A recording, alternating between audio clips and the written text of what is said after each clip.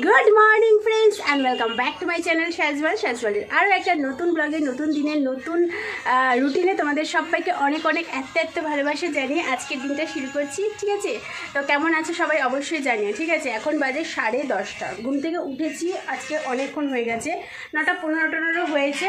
আর আজকে উঠে ফ্রেশ হয়ে দেখো আজকে একটা অনেক দিন বাদে অনেক দিন বাদে এই ব্রেকফাস্টটা করলাম। এরকম অনেকদিন বাদে এই ব্রেকফাস্টটা করলাম, গোলা রুটি। হঠাৎ করে মাথায় এলো অনেকদিন তো খাই না, চলো আমার অবস্থা দেখো না, অনেকদিন তো এই গোলা রুটিটা খাই না, তো চলো গোলা রুটি করা যাক। দীপের জন্য 2টো করেছি, আমার জন্য 1টা করেছি। তো চলো এই ব্রেকফাস্টটা দিয়ে আজকে দিনটা শুরু করলাম। এই ব্রেকফাস্টটা ভীষণ ইজি ব্রেকফাস্ট আর খুব তাড়াতাড়ি হয়ে যায়। আর যেভাবে আমি করি বলে দিই, ময়দা, একটু সামান্য দুধ, সামান্য জল, পেঁয়াজ কুচি, কাঁচা লঙ্কা কুচি আর 1টা বা 2টো ডিম পরিমাণ অনুযায়ী। তো সেটা দিয়ে ভালো করে নুন দিয়ে মাখিয়ে একটু ব্যাটারের মতন করে গোলা রুটির মতন তারপরে তেলে ভেজে নাও, আর সস দিয়ে খাও, দারুণ লাগবে। এদীপ নাও, গরম গরম খাও, নাহলে তো ঠান্ডা হলে ভালো লাগে এসব। বলো তো, দেখো চার্জ ফোনে কম, চার্জ লাগিয়ে কথা বলছে।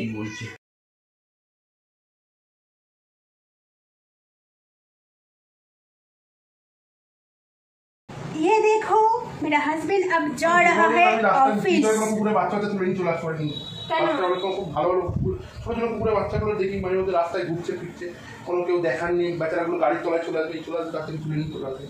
সেই বাড়িতে এত বড় একটা অ্যালসেসিয়ান আছে, একটা নেড়ি আছে, হচ্ছে না, আরো ওর রাস্তা দিয়ে কুকুর তুলে নিয়ে আসবে। হ্যাঁ বলো, এখন বরের পেছন যাবো দোকানে, কিছু একটা কেনার বাকি আছে। ওই যে আলু নেই, আলু কাকু আলু দাও আমাকে আর দুধ দাও।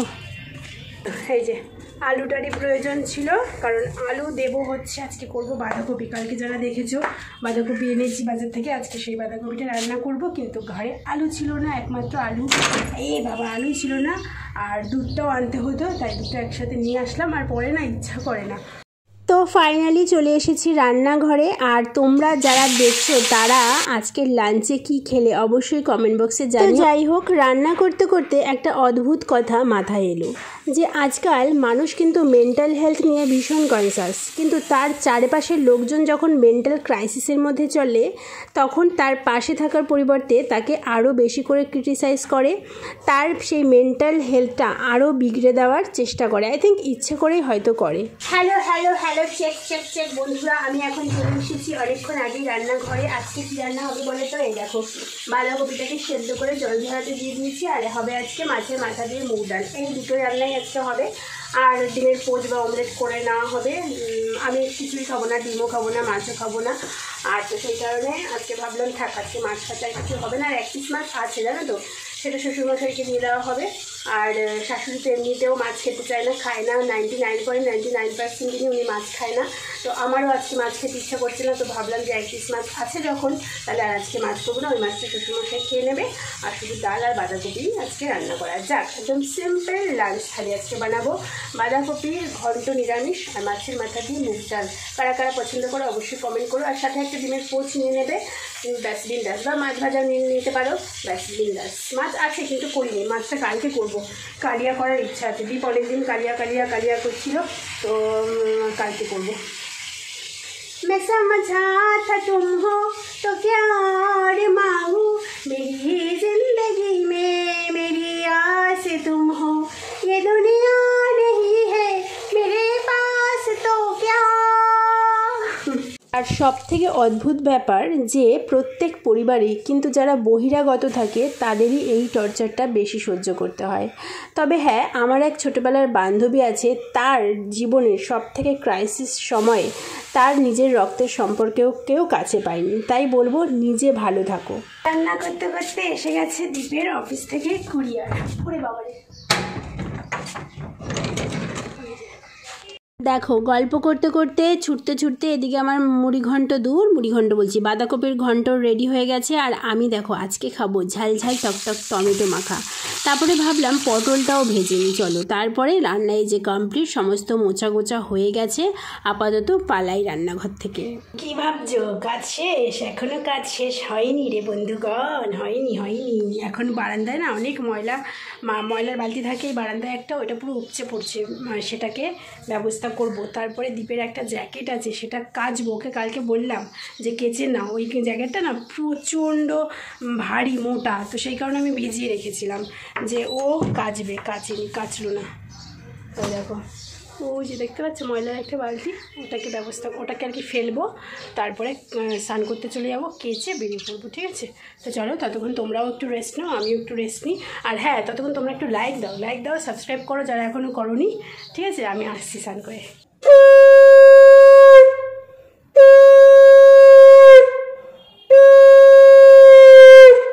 চলো, স্নান পুজো সব কমপ্লিট হয়ে গেল, ব্যাস কাজ আমার শেষ।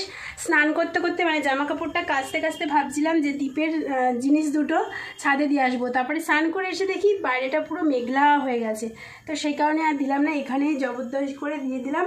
আর এইখানে একটা মাত্র নাইটি আছে আমার, সেটা দিতে পারলাম না। তো যাই হোক বন্ধুরা, এখন আমার মোটামুটি কাজ শেষ। এখন আমি কি করবো বলে তো, দাঁড়া দেখাচ্ছি।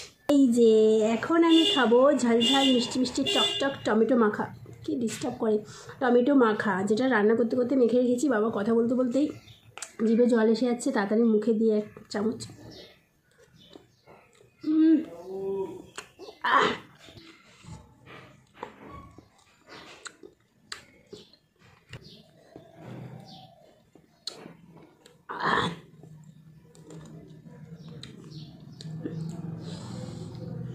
ফাটাফাটি। চলো এইবারে আমি করব লাঞ্চ। এখন বাজে 3:20 বা 25 হবে। তাড়াতাড়ি একটুখানি চা খাবার খেয়ে একটুখানি ঘুমোবো। বেশ কয়েকদিন ধরে না এত রাত হয়ে যাচ্ছে ঘুমোতে, এমনিই আমরা রাতে ঘুমাই, আর 2-3 দিন ধরে না 2-2:30 বেজে যাচ্ছে। টুকি বন্ধুগণ, গুড ইভিনিং। এখন কটা বাজে জানো? 7:45 বাজে। আর আমার বর এখন এলো, আর ওই যে কী এনেছে দেখো, চপ এনেছি, চপ। আমি একটা পেঁয়াজি খাবো।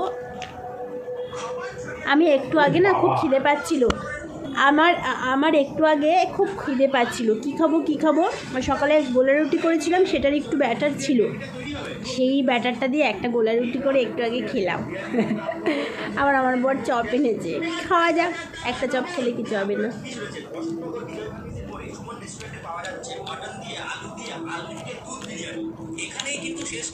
শুনতে পাচ্ছ কি দেখছো? Food blog.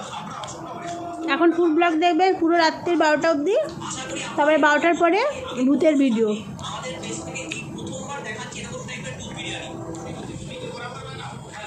জঘন্য খেতে।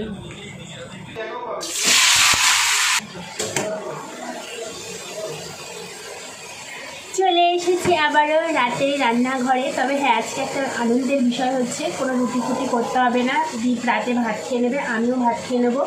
আর রুটি খাবে, শ্বশুর শাশুড়ি রুটি খাবে, কিন্তু সেই 4টে রুটি, তো তার জন্য দীপকে বলেছি যে অফিস ফেরত রুটিটা নিয়ে চলে আসো, তাহলে আর আমাকে রুটি করতে হবে না, আমরা দুজনে ভাত খেয়ে নেবো। আজকে অনেকটা ভাত আছে। আজকে দীপের পছন্দের মাছের মাথা দিয়ে যেহেতু ডাল করেছি, তাই ভাবলাম ওর জন্য একটু আলু ভেজে দিই।